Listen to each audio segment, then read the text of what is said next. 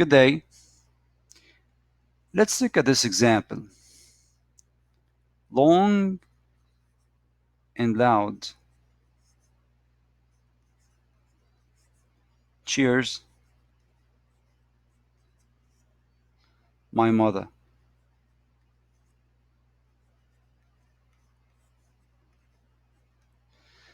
Now, in a typical sentence in English language, we usually have the subject preceding the verb.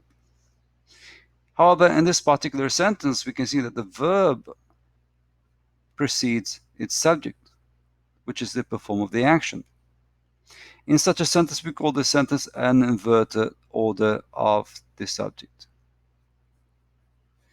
So, in an inverted order of the subject and the verb, we have to look at the subject and its verb, and we have to actually agree the verb with its subject.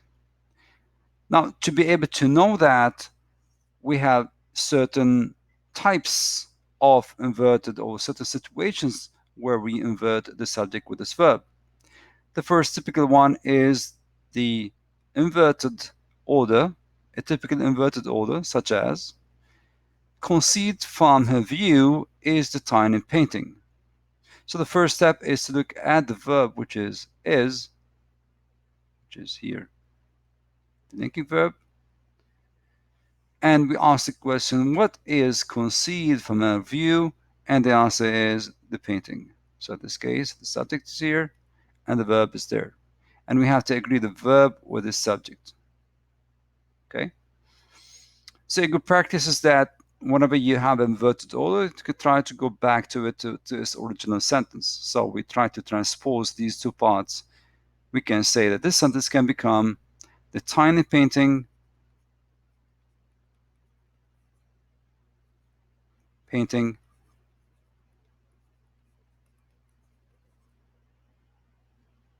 is concealed from her view. Okay? Therefore, this is a typical order of a subject followed by its verb. The other situation where you invert the subject with its verb is in the question mark. In a question sentence or interrogative sentence, we start usually with the verb. All right. This is are piled, and then you have the subject here. So that's the helping verb. So that's all the verb are piled, and that's the subject, followed by the rest of the sentence. So are the boxes piled properly in the storage room?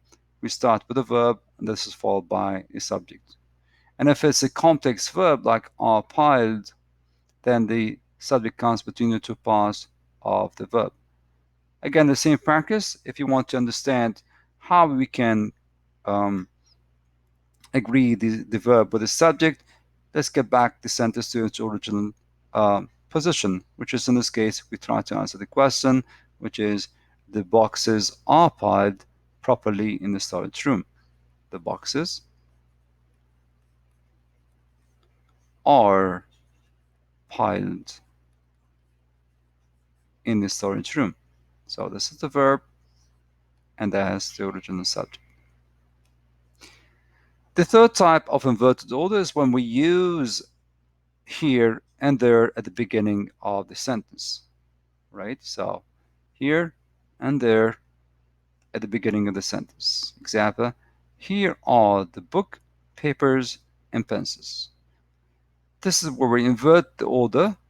This is the verb, and after the verb, we followed by its subject. In this case, is a compound subject, book, papers, using and, pencils. So that's subject, subject, subject. That's a compound subject. Therefore, the verb should be are and not is.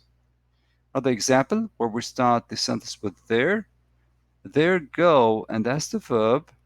In this case, I'm using the verb as plural because my subject is a compound subject joined by and, which is the car, truck, and his bike.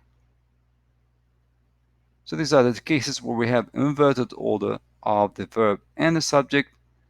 The first type is when we have a typical inversion, that's inverted order. Sometimes we start it with a phrase, and it can also be a question, and it can also start with here or there. So a typical way to be able to agree the verb with the subject in terms of number, we try to get the sentence back to its original position.